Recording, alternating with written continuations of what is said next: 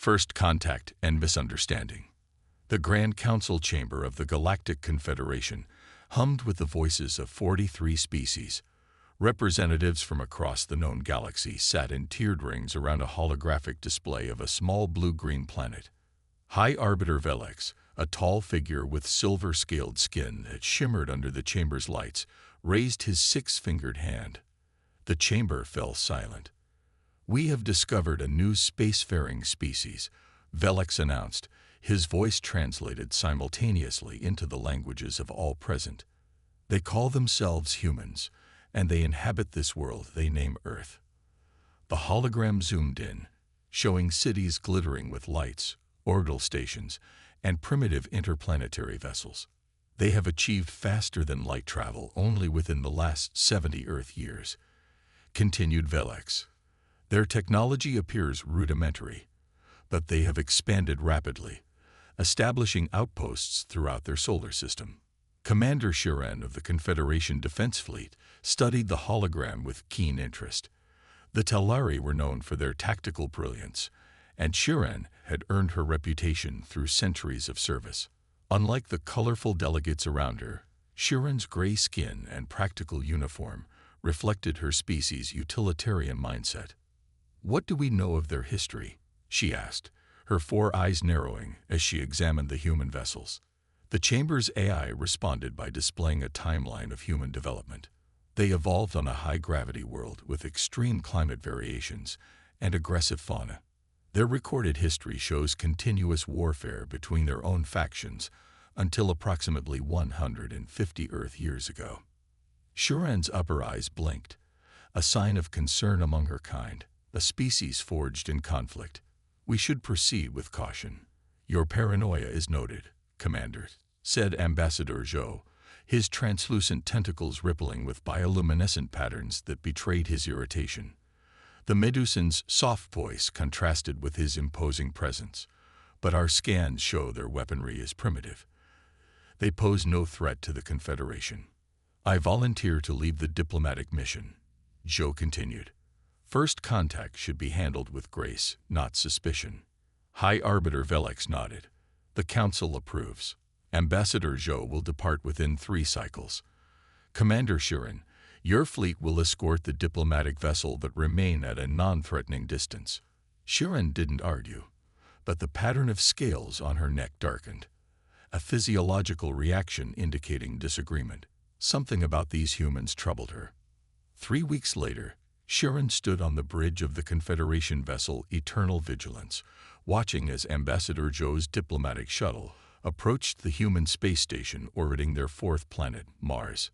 "The humans have deployed vessels to escort the ambassador," reported Shiren's second-in-command, Lieutenant Kree. "Their communications indicate they're honored by our arrival." Shiren studied the human ships.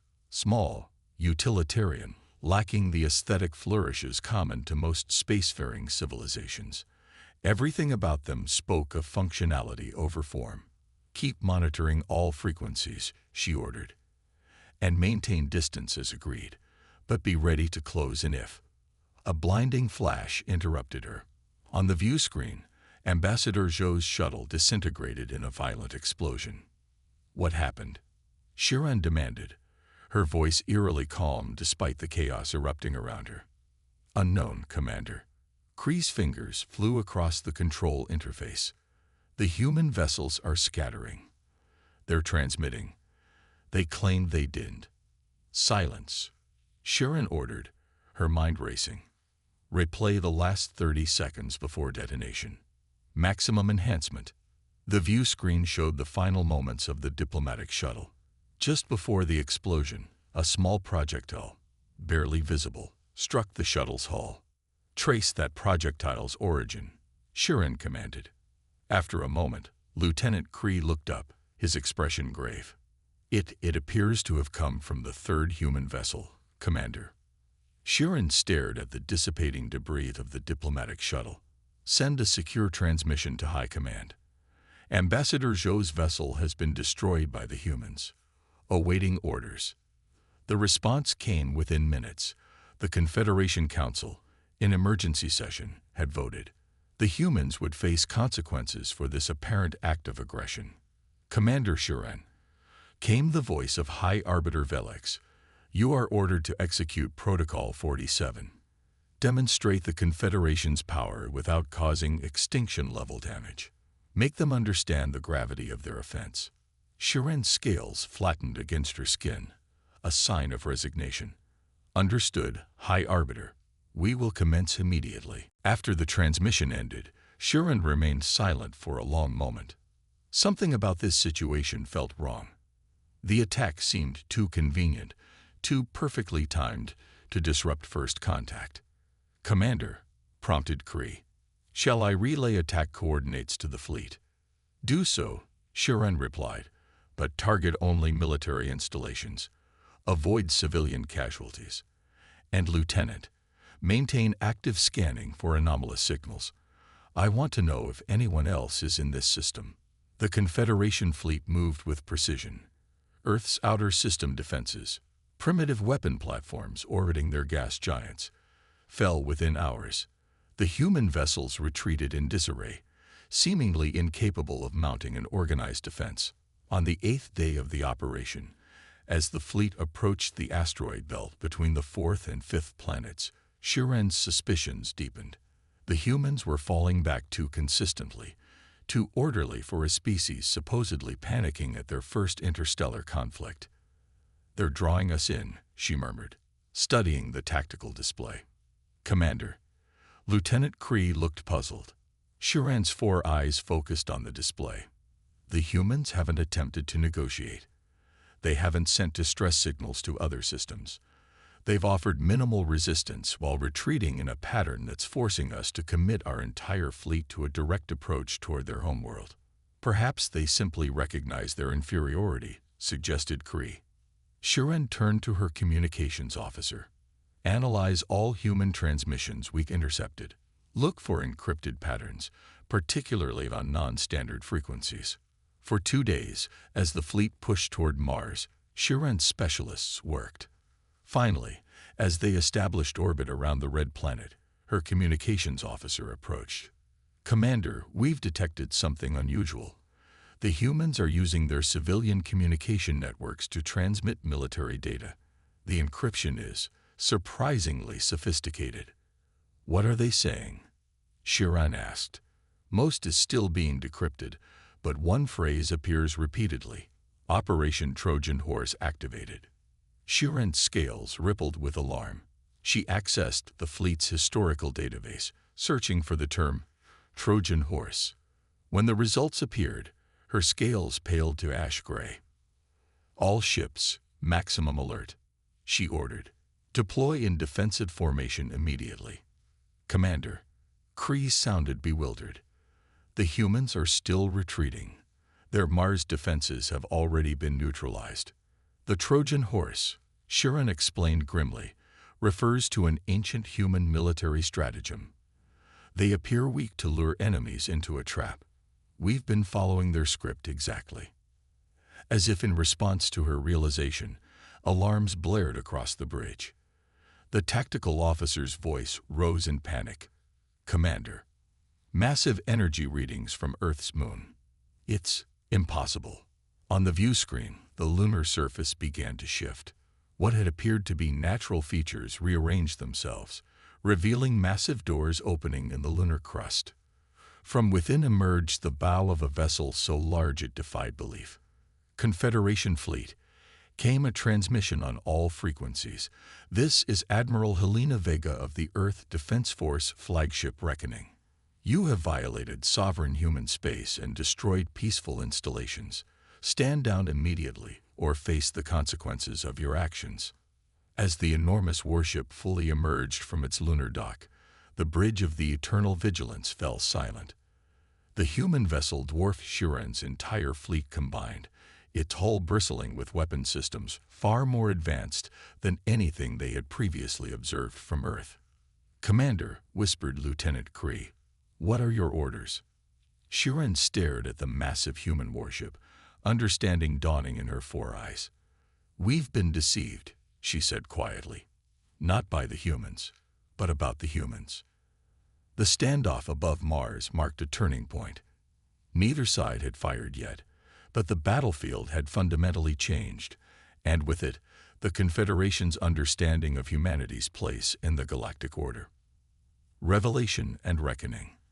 The reckoning hung in space between Mars and Earth, a leviathan of human engineering that defied everything the Confederation thought they knew about humanity's technological capabilities. Its obsidian hull absorbed light rather than reflected it, making it appear as a ship-shaped void against the stars. On the bridge of the Eternal Vigilance, Commander Shiran maintained outward calm despite the crisis. Her fleet, moments ago the harbinger of Confederation justice, now found itself outmatched and potentially outgunned. "Scan that vessel," she ordered. "Fold spectrum analysis." Lieutenant Cree worked frantically at his station. "Commander, our sensors can't penetrate their hull. The material is unknown to our database. Power readings are off the scale, suggesting fusion technology far beyond what our intelligence indicated humans possessed." The human admiral's face appeared on the view screen again. Admiral Helena Vega was a dark-skinned woman with silver-streaked hair pulled back in a practical style. Her expression betrayed neither anger nor fear, only resolve. "Commander Shiran, your fleet has 20 minutes to withdraw beyond the orbit of Mars. This is non-negotiable." Shiran leaned forward. "Admiral Vega, there has clearly been a misunderstanding. Ambassador Zhou's shuttle was destroyed by a cloaked Tarkasi vessel," interrupted Vega. "We detected their engine signature, but lacked the evidence to prove it to your Confederation. The Tarkasi have been attempting to sabotage first contact between our civilizations for years." Shiran's scales rippled with surprise. The Tarkasi were a mercenary species operating on the fringes of Confederation space, known for selling their services to the highest bidder.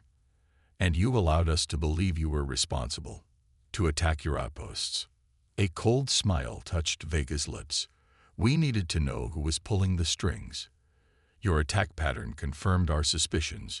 You were being manipulated into eliminating a potential competitor in the galactic arena. You sacrificed your own outposts for this information." Shiran couldn't mask her disbelief. "Those outposts were evacuated weeks ago," Vega replied. "Populated with drones and automated responses. We've been preparing for this contingency since we detected the first Tarkasi scout ship 3 years ago." Lieutenant Cree cleared his throat nervously. "Commander, we're detecting multiple additional signatures emerging from Earth orbit. At least 20 vessels, smaller than the Reckoning but each comparable to our cruisers." Shiran studied the human admiral with new understanding. "You concealed your true capabilities." "Naturally," said Vega, her tone matter-of-fact. "Humanity learned long ago that appearing weak while being strong provides strategic advantages. We kept our advanced technology confined to Earth and lunar operations, using older generation ships for our visible expansion throughout the solar system." A new transmission cut across their conversation, a priority signal from Confederation High Command. High Arbiter Velix appeared on a secondary screen, his silver scales dulled with concern. "Commander Shiran, we have received disturbing intelligence. It appears the Tarkasi Mercenary Guild may have." He stopped, noticing Admiral Vega on the other screen. "I see you're already in communication with the humans." "The humans were aware of Tarkasi involvement," Shiran reported. "They allowed our incursion to confirm the connection." Velix's eyes widened. "And the vessel they've deployed? Beyond anything in our intelligence reports, Arbiter, we are significantly outmatched." A moment of silence followed as the implications settled. Finally, Velix addressed Admiral Vega directly. "Admiral, on behalf of the Confederation Council, I extend our deepest regrets for this grievous misunderstanding. I request an immediate cessation of hostilities and propose a diplomatic summit to establish proper relations between our civilizations." Vega's expression remained neutral. "The Confederation violated our sovereignty based on flimsy evidence. 43 species with millennia of collective diplomatic experience, and none of you thought to verify the circumstances before launching a punitive expedition. The destruction of a diplomatic vessel is considered, Velex began, an act of war. Yes, Vega finished for him, which is precisely why the Tarkesi orchestrated it. The question remains, who hired them? In the uncomfortable silence that followed, Shirin made a decision. My fleet will withdraw beyond Mars orbit as requested. Admiral Vega, I take full responsibility for our actions in this system. Commander, protested Velex, you don't have authority to. With respect, Arbiter, Shirin interrupted, I am the ranking officer in a potential combat situation with a previously unknown military power. Protocol gives me operational discretion. She turned back to Vega. However, I request permission for my vessel alone to remain, under power reduction, to facilitate immediate diplomatic discussions. Admiral Vega studied Shirin for a long moment, then nodded. Granted, Commander. Your escort vessels may hold position at Neptune's orbit. The Eternal Vigilance may approach Earth at reduced power, escorted by our vessels. As the transmission ended, Velex looked at Shirin with a mixture of concern and grudging respect. You're taking an enormous risk, Commander. The greater risk would be leaving here without understanding what we're truly dealing with. Shirin replied. The humans could have destroyed our fleet the moment that Warship emerged. They chose restraint. 2 days later, Commander Shirin stood in a vast underground chamber beneath the lunar surface. What had appeared to be a natural satellite was, in reality, a massive military installation and shipyard. The scope of the deception was breathtaking. Admiral Vega led her through sections of the facility, explaining as they walked. We detected your advanced scout ships 6 years ago. They were quite stealthy, but we've been paranoid about extraterrestrial observation since we achieved spaceflight. You've maintained this facade for that long? Shirin asked, watching as technicians worked on another massive warship in a cradle nearby. Longer, Vega said. Humanity united after our last global war, but we never lost our caution. Our official technology has always lagged behind our actual capabilities by roughly 70 years. Shirin stopped walking. Why reveal yourselves now? You could have maintained the deception, even after repelling our fleet. Vega smiled, the first genuine expression Shirin had seen from her. Because despite our caution, we do want peaceful relations with the Confederation. But we needed to ensure those relations would be based on mutual respect, not on your perception of us as a primitive species to be guided or controlled. She gestured toward a viewing window where Earth hung in the blackness of space. We've studied the Confederation carefully. You've brought stability to hundreds of worlds, but your hierarchical structure places newly discovered species at a distinct disadvantage. You wanted to enter as equals, Shirin realized. Precisely, Vega nodded. The Tarkesi attack gave us an opportunity to demonstrate our capabilities without appearing unnecessarily aggressive.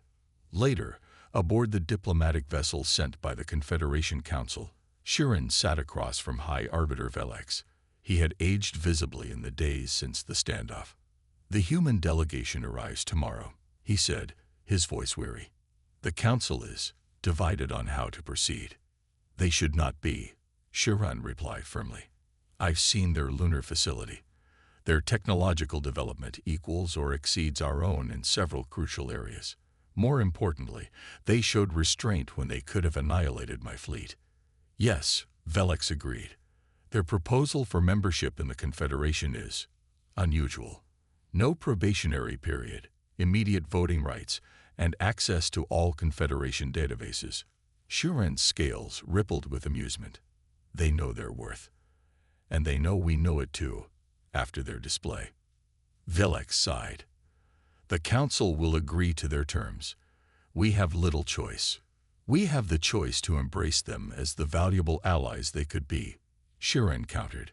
Their caution and strategic thinking could benefit the Confederation immensely. When Admiral Vega's shuttle docked with the diplomatic vessel the next day, she brought with her not demands or recriminations, but data, evidence of the Tarkesi conspiracy and its backers. The information implicated several powerful interests within the Confederation who stood to profit from keeping humanity isolated and technologically dependent. As the human delegation and Confederation representatives began the formal process of establishing relations, Commander Sharon found herself assigned as the Confederation's military liaison to Earth. It was both an honor, and she suspected, a convenient way for the Council to distance itself from the embarrassment of the failed punitive expedition.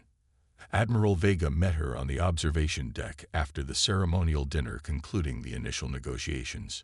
"Your new assignment suits you, Commander," the human said, handing Sharon a glass of Earth whiskey, a powerful drink that one of Sharon's 4 livers could thankfully process. "I'm still not entirely convinced this wasn't your plan all along," Sharon replied, accepting the glass. Vega laughed. "To successfully manipulate a 43-species confederation into attacking us so we could dramatically reveal our true power and negotiate favorable terms. Even humans aren't that Machiavellian." Sharon wasn't entirely convinced, but she raised her glass nonetheless. "To new understandings, then. And old wisdom," added Vega. "There's an ancient human saying, 'Speak softly and carry a big stick.' We've been carrying our stick in secret for generations. Now we can finally speak openly." As they looked out at the stars, Sharon reflected on how quickly the galaxy's power dynamics had shifted. The arrival of a single human warship had changed everything, proving that in this vast cosmos, appearances could be deceiving, and that sometimes the most dangerous species were those who had learned to hide their teeth. The Confederation would never underestimate humanity again.